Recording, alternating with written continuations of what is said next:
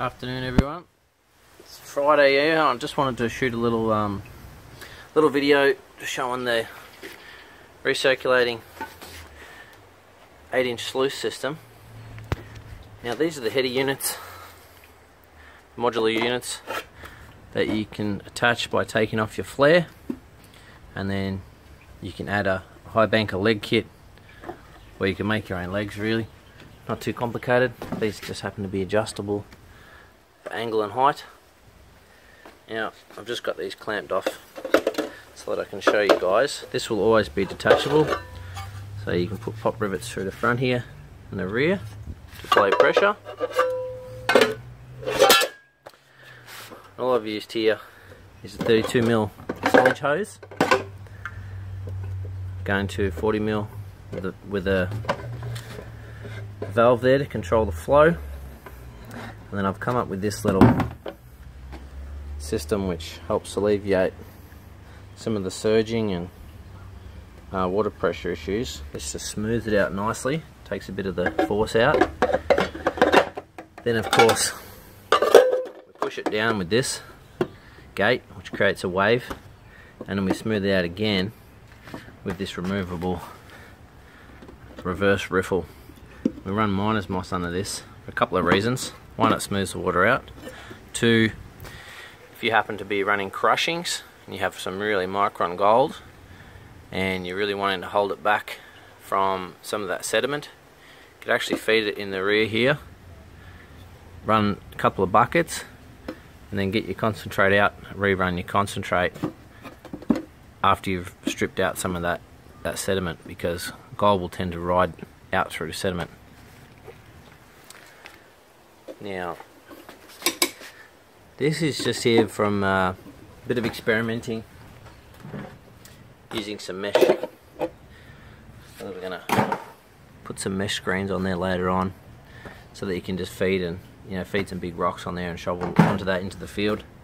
I'm just playing around with that at the moment, so it's a fair way off yet. But what we've been able to source is this really good 32mm silage hose.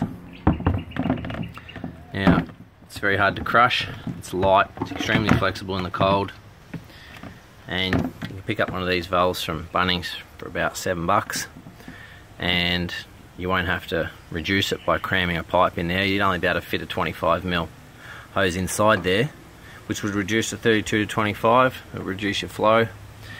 Better off opening it up. You should always be opening up when you're going into a valve anyway, because even though that's a 40mm valve, that's 25mm inside, so you lose a bit of pressure there.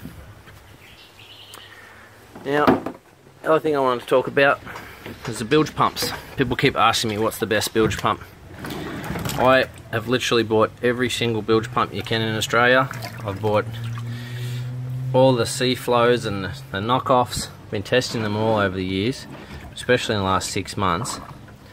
And this pump here, I actually picked this up from EE Days when I was down in Ballarat, TMC 3000, and you can get these from them. They've got them on the floor.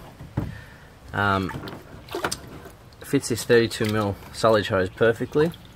32mm happens to be the same size as most plumbing risers, the standard risers you can get for your spray bars. Has really good wiring, so there's no voltage drop here. It's only about 2 feet, and I'm always telling people about using a fuse on these. It doesn't have to be complicated, it can be just that simple. Protect this from getting overloaded, so I recommend you do that. But connect this up, just put the plumbing back together, and I'll show you how the flow works. Just wanted to elaborate a little bit more on these pumps. Now, what I was saying before, I've tested so many of these pumps, and very few actually output the amount of water that they say, and you can tell pretty much by just by the sheer weight. Obviously this has got more weight in it. It's nowhere near as big as the big 3700 sea flows, but I've tested it back to back with the 3700 sea flow, and this has better pressure, better lift, and the wiring is phenomenal. The impeller if I can get that off with one hand. See if I can get that out without putting the phone down. Yep. Very easy to service that impeller. You can see the quality. It's ABS, that black plastic.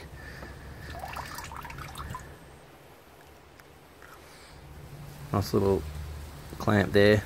If you have to remove it, you've got 4 screws. So very easy to service. It's always appealing to me with a bilge pump, because most bilge pumps should give you a couple of years if you look after them. But the draw on this is pretty high, which is to be expected. I mean, most of those Chinese ones, they lie to us.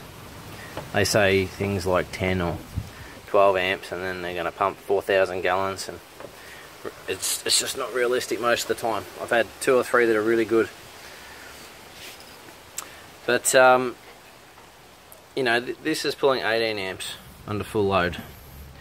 And I've got a 35 amp hour battery, so I should get 2 hours, no problem. And for me, when I'm out in the field, that fits in a bucket, hose fits in a bucket, battery goes in a bucket, all in a 20 litre bucket. And I can carry that down to the creek. I'm getting all my material in the buckets, and then I'm feeding it into the system.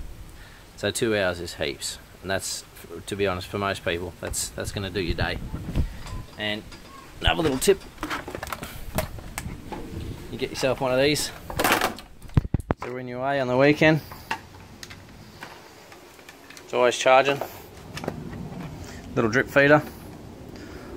I just leave this here in the sun all the time, and I haven't had to plug that in for months. Just always got power. So for me, that's free power.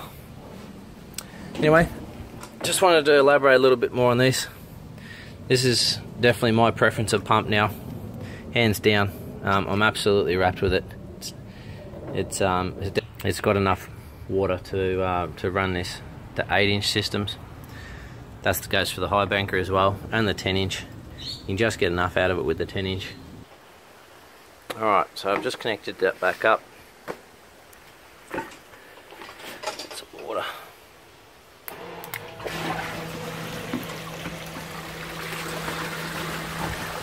Now, obviously this will tighten up with the pop rivets.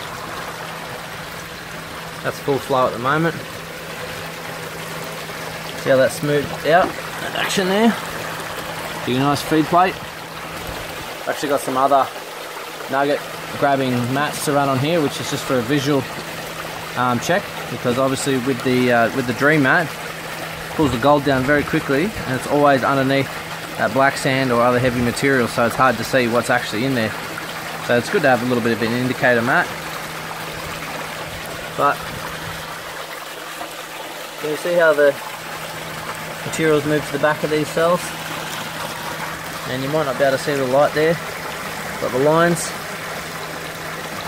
that's when you know you've got a nice amount of angle set up. You'll actually see air being cast out and into these lines, and you'll see that consistently through the system. The more air you introduce, the more obvious that is. Don't freak out if you can't see it in your system. It just means that you're not pushing too much air in the system in the first place.